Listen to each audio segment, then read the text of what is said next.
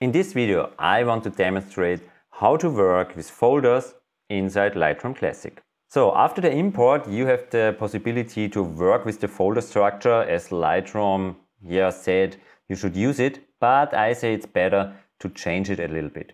And the important part is that you have to change it inside from Lightroom.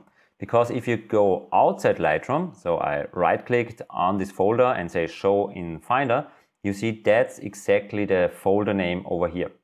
If I go in and change this, for example, to Tina, now you see Lightroom won't find this folder because the 2020-05-22 folder isn't available on the system because now it's the folder Tina.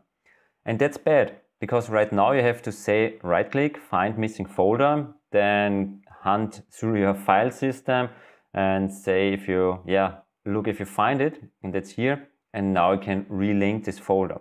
But there's a better way, and the better way is just to right-click onto the folder here in Lightroom Classic and go to rename, and now you can rename it. And I tend to use the system without any dashes, so I delete them and then I write something so I know what's inside this folder, so like this name over here, Tina.